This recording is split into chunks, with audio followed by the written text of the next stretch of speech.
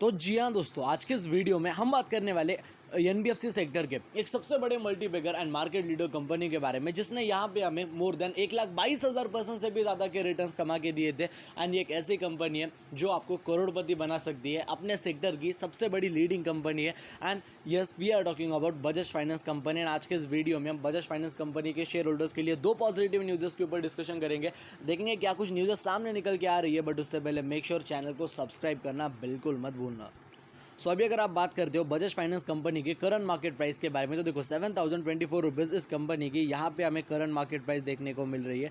And अगर बात करी जाए कंपनी के करंट आज के परफॉर्मेंस के बारे में, तो आज के दिन कंपनी मार्केट में देखो कुछ खास परफॉर्म करते हुए हमें देखने को नहीं मिली। बट कंपनी का प्रीवियस परफॉर्मेंस हमें किस हिसाब से देखने को मिला, कंपनी के पिछले परफॉर्मेंस हमें कैसे देखने को मिल रहे थे। So as you can see here, company के स्टॉक प्राइस में पिछले एक ही महीने के अंदर हमें मोर देन 13 से 14% से भी ज़्यादा की तेज़ी देखने को मिली। एंड ये कंपनी मेरे दोनों के दोनों पोर्टफोलियो में अवेलेबल है, शॉर्ट टर्म के पोर्टफोलियो में भी and as well as long term के पोर्टफोलियो के अंदर भी। शॉर्ट टर्म के अंदर जो इन्वेस्टमेंट अमाउंट है वो 6 फिगर में, ठीक है, मतलब सोच सकते हो शॉर्ट टर्म में ही 6 फिगर का है, तो लॉन्ग टर्म के पोर्टफोलियो में कितना बड़ा इन्वेस्टमेंट अमाउंट होगा। एंड मुझे हल्के से लॉसेस भी इस कंपनी के अंदर शॉर्ट टर्म के पोर्टफोलियो में फेस करने को देखने को मिल रहे थे, बट वो अभी धीरे धीरे रिकवर हो रहे हैं। एंड मुझे पता है आने वाले 1 साल के अंदर वो मेरे इन्वेस्टमेंट अमाउंट को 60-70% ग्रो करने का पोटेंशियल रखती है। अभी वैसा मैं क्यों कह रहा हूँ, आने वाले 2 मिनट में ये बात समझाता हूँ। क्योंकि देखो कैसा है ना, इस कंपनी के जो Q4 के नंबर्स थे, Q3 के नंबर्स थे, चाहे Q2 के नंबर्स की बात करो या फिर Q1 के नंबर्स के बारे में,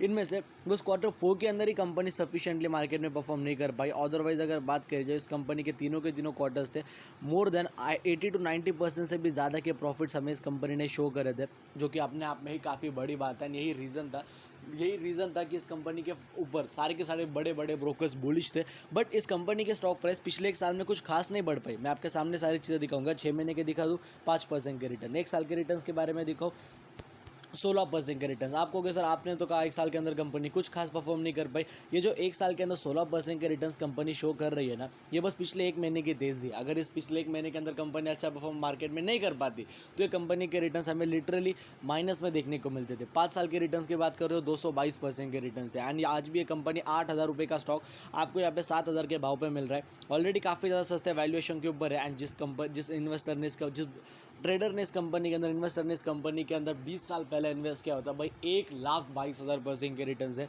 अपने आप में ही नो डाउट काफ़ी ज़्यादा तगड़े रिटर्न्स। सो अभी हम आ चुके हैं यहाँ पे अपने इकोनॉमिक्स टाइम के ऑफिशियल वेबसाइट के ऊपर। Hot stocks, brokerage view on Grasim, Bajaj finance and बाकी यहाँ पे हिंदुस्तान जिंक हो गए, सारी कंपनियों का नाम लिया गया है। सो यहाँ पे देखा जाए, अपने बजाज फाइनेंस कंपनी को भी यहाँ पे बाय करने की रिकमेंडेशन दी गई फ्रॉम द ब्रोकर्स। एंड अगर आप यहाँ पे देखते हो तो यहाँ पे बजाज फाइनेंस कंपनी को यहाँ पे हमें 8,310 रुपये का टारगेट मिलते हुए देखने को मिल रहा है। फिलहाल अगर आप देखते हो, कंपनी की करंट मार्केट प्राइस रफली अराउंड 7,000 रुपये के भाव पे चल रही है, ठीक है। यानी कि अगर आप देखते हो, रफली एस्टिमेट अगर आप लगाते हो, तो 20% का अपसाइड टारगेट यहाँ पे हमें कंपनी को मिलते हुए देखने को मिल रहा है। एंड यही सेम न्यूज़ आप मनी कंट्रोल के ऑफिशियल वेबसाइट के ऊपर भी देख सकते हो। Jefferies raises Bajaj finance with target price is up to 17% upside, 17% का अपसाइड पोटेंशियल ये बजाज फाइनेंस कंपनी के अंदर एक्सपेक्ट कर रहे हैं। सो डेफिनेटली देखा जाए, बजाज फाइनेंस कंपनी के शेयर होल्डर्स के लिए ये काफ़ी बड़ी बात है। जो मोतीलाल ओसवाल हो गए, फिर उसके बाद देखा जाए शेर खान हो गए, इन्होंने भी इस कंपनी को पहले 9,000 रुपीज़ का अराउंड टारगेट दिया था। एंड ट्रस्ट में, अगर आप इस कंपनी के अंदर आज भी इन्वेस्ट करते हो, 1-1.5 साल भी अगर आप होल्ड करोगे इस कंपनी को, इसी कंपनी के स्टॉक पर आपको 10,000 तक डेफिनेटली जाते हुए देखने को मिलेगी। फंडामेंटली स्ट्रॉन्ग कंपनी है, मार्केट लीडर है, अपने सेक्टर की टॉप पे आती है, नॉट बैंकिंग फाइनेंशियल सेक्टर से बिलोंग करने वाली कंपनीज है। फाइनेंस कंपनीज फिलहाल काफ़ी अच्छा परफॉर्म कर रही है मार्केट में, इनके नंबर्स कंटिन्यूसली अच्छे आते हुए हमें देखने को मिल रहे हैं। सो बिल्कुल भी इस कंपनी को मिस मत करना, अच्छी कंपनी। बाकी देखो, कंपनी खरीदनी नहीं खरीदनी वो सारी चीज़ें आपके ऊपर डिपेंड करती है। बताना हमारा काम है, डिसीजन लेना देखो आप ही का काम है। बाकी अगर आपको हमारा आज का वीडियो पसंद है तो वीडियो को लाइक कर देना, चैनल को सब्सक्राइब कर देना। अगर आपके वजह किसी का फायदा हो रहा होगा, वीडियो शेयर करना भूलना मत। जय हिंद, धन्यवाद।